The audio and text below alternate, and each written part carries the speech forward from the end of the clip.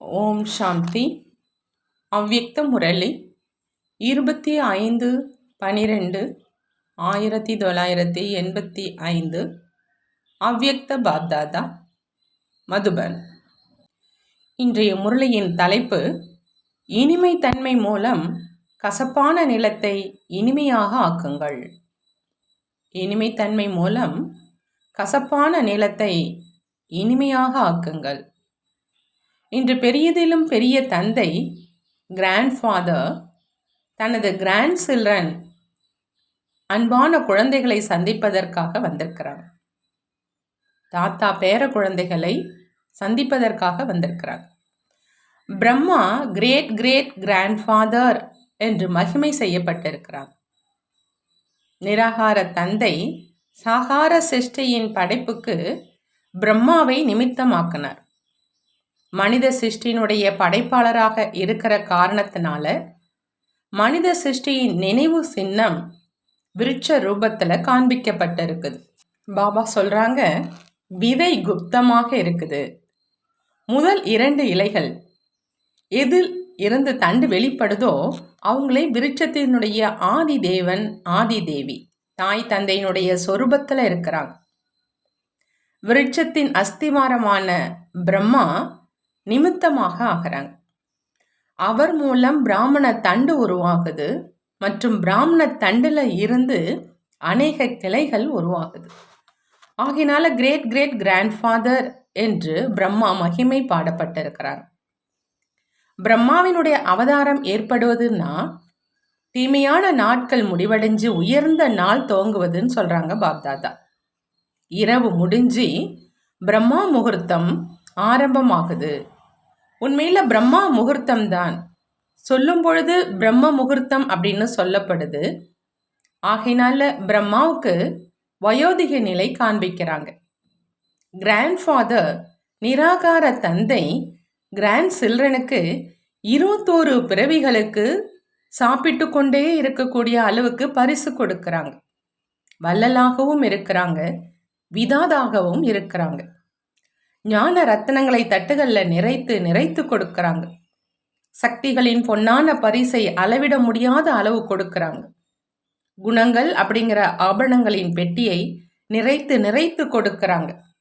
அலங்காரனுடைய பெட்டிகள் உங்களிடம் எத்தனை இருக்கு? தினமும் புதிய அலங்காரம் செஞ்சீங்க என்றாலும் கூட எண்ணிலடங்காத அளவு பெட்டிகள் இருக்குது. இந்த பரிசு சதா கூடவே வரக்கூடியது. அந்த ஸ்தூல பரிசு இங்கேயே இருந்துடும். ஆனா இது உடன் வரும். வருமானத்துக்கான அவசியமே இல்லாத அளவு பொன்னான பரிசால் நிரம்பியவராக ஆகிடுறீங்க. பரிசுல இருந்து சாப்பிட்டு கொண்டே இருப்பீங்க. உழைப்புல இருந்து விடுபட்டுடுவீங்க. எல்லோருமே விசேஷமா கிறிஸ்மஸ் நாளை கொண்டாடுவதற்காக வந்திருக்கீங்க இல்லையா? பாப்தாதா கிஸ்மிஸ் நாள் என்று சொல்றாங்க. கிஸ்மிஸ் நாள் அப்படின்னா இனிமை தன்மையினுடைய நாள் அப்படின்னு அர்த்தம். சதா இனிமையானர் ஆவதற்கான நாள். இனிப்பையே அதிகமாக சாப்பிட்றீங்க மற்றும் பிறருக்கும் கொடுக்குறீங்க இல்லையா? கொஞ்ச நேரத்துக்காக வாய் இனிப்பாகுது. ஆனால் சுயம் தான் இனிமையானவராக ஆகிட்டா சதா வாயில இருந்து இனிய வார்த்தைகள் வெளிப்படும். எப்படி இனிப்பை சாப்பிடுவது மற்றும் கொடுக்கறதுனால குஷி அடையிறீங்க இல்லையா? அதே மாதிரி இனிய வார்த்தை தன்னையும் மகிழ்விக்குது, பிறரையும் மகிழ்விக்குது. ஆகையினால இதன் மூலம் சதா அனைவரது வாயை இனிப்பாக ஆக்கிக்கொண்டே இருங்க அப்படின்னு பாபா சொல்றாங்க. சதா இனிமையான பார்வை, இனிமையான பேச்சு, இனிமையான கர்மா இருக்கணும். இதுவே கிஸ்மிஸ் நாளை கொண்டாடுவது. இனிமையான பார்வை, இனிமையான பேச்சு, இனிமையான கர்மா சதா இருக்கணும். இதுவே கிஸ்மிஸ் நாளை கொண்டாடுவது அப்படின்னு பாபா சொல்றாங்க. கொண்டாடுவது அப்படின்னா ஆக்குவதுன்னு அர்த்தம் சொல்றாங்க பாபா. யாருக்காவது 2 நிமிஷம் இனிமையான திருஷ்டி கொடுத்தீங்க, இனிமையான வார்த்தை பேசுனீங்க அப்படின்னா அந்த ஆத்மாவை சதா காலத்துக்காக நிறைச்சிடுறீங்கன்னு அர்த்தம். இந்த 2 நிமிட இனிமையான திருஷ்டி பேச்சு அந்த ஆத்மாவினுடைய சிருஷ்டியை மாற்றிடும். இந்த 2 இனிமையான வார்த்தைகள் சதா காலத்துக்கும் மாறுவதற்கு நிமித்தமாக ஆயிடும். கடுமையான நிலத்தை கூட இனிமையானதாக உருவாக்கும் அளவுக்கு இனிமைத்தன்மை என்பது விசேஷமான தாரணை.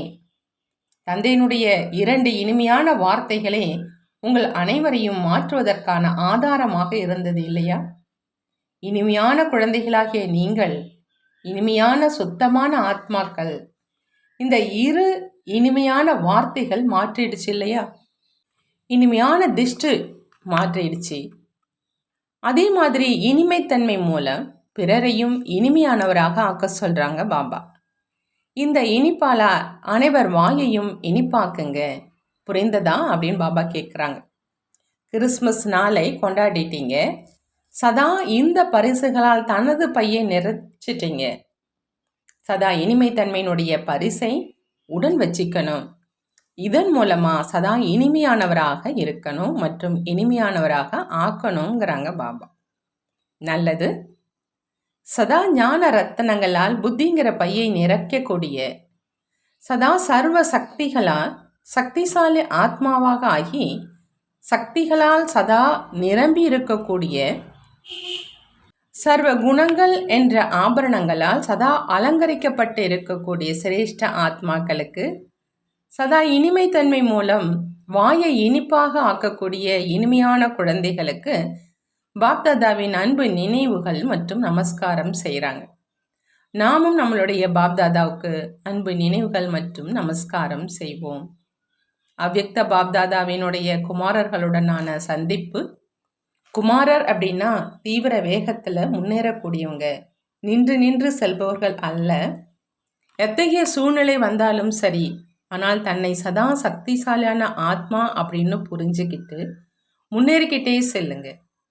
சூழ்நிலை அல்லது வாயுமண்டலத்தின் பிரபாவத்தில் வர்றவங்க அல்ல, ஆனால் தன்னுடைய சிரேஷ்ட பிரபாவத்தை பிறர் மீது ஏற்படுத்தக்கூடியவங்க ஆவீங்க. சிரேஷ்ட பிரபாவம் அப்படின்னா ஆன்மீக பிரபாவம்னு அர்த்தம், வேறு அல்லன்னு பாபா சொல்றாங்க. அத்தகைய குமாரர்கள் தானே.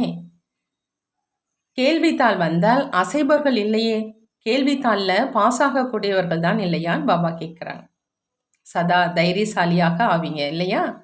எங்கு தைரியம் இருக்குதோ அங்கே தந்தையினுடைய உதவி அவசியம் இருக்குன்னு பாப்தாதா சொல்கிறாங்க. தைரியமான குழந்தைகளுக்கு தந்தை உதவி செய்கிறாங்க. ஒவ்வொரு காரியத்திலும் தன்னை முன்னால் வச்சு பிறரையும் சக்திசாலியாக ஆக்கிக்கிட்டே செல்லுங்கன்னு சொல்கிறாங்க பாபா. குமாரர்களே பறக்கும் கலையில் பறக்கிறவங்க. யார் சதா பந்தனமற்றவர்களோ அவங்களே பறக்கும் கலையில் பறப்பவங்க. பந்தனமற்ற குமாரர்கள் நீங்கள். மனதனுடைய பந்தனமும் கிடையாது. சதா பந்தனங்களை நீக்கிட்டு பந்தனமற்றவராகி பறக்கும் கலையில் பறக்கக்கூடிய குமாரர்களா நீங்கள் அப்படின்னு கேட்குறாங்க. குமாரர்கள் தன்னுடைய சரீரத்தின் சக்தி மற்றும் புத்தியினுடைய சக்தி ஆகிய 2ஐயும் வெற்றிகரமானதாக ஆக்கி கொண்டிருக்கீங்களா? லௌகிக வாழ்வில் தன்னுடைய சரீரத்தின் சக்தியை மற்றும் புத்தியின் சக்தியை அழிவு காரியங்களை ஈடுபடுத்தி கொண்டிருந்தீங்க. இப்போ சிரேஷ்ட காரியத்தில் ஈடுபடுத்தக்கூடியவர்களாக இருக்கீங்க. குழப்பத்தை ஏற்படுத்தக்கூடியவங்க அல்ல, சாந்தியை ஸ்தாபனை செய்கிறவங்க. நீங்கள் இத்தகைய சிரேஷ்ட குமாரர்களா அப்படின்னு பாப்தாதா கேட்குறாங்க. எப்பொழுதாவது லௌகீக வாழ்க்கையின் சமஸ்காரம் வெளிப்படுவது இல்லை தானே அப்படின்னு கேட்குறாங்க. அலௌகீக வாழ்க்கை வாழறவங்க அப்படின்னா புதிய பிறப்பு எடுத்தவங்க அப்படின்னு அர்த்தம். புதிய பிறப்பில் பழைய விஷயங்கள் இருக்காது. நீங்கள் அனைவருமே புதிய பிறப்பு எடுத்துள்ள சிரேஷ்ட ஆத்மாக்கள். தன்னை சாதாரணமானவர்கள் அப்படின்னு புரிஞ்சிக்காம எப்பொழுதும் தன்னை சக்திசாலியானவர் அப்படின்னு புரிஞ்சிக்கிங்க. எண்ணத்தில் கூட குழப்பம் வரக்கூடாது. வீணான எண்ணங்கள் வருது, என்ன செய்யறது அப்படின்னு கேள்வி கேட்பதில்லை தானேங்கிறாங்க.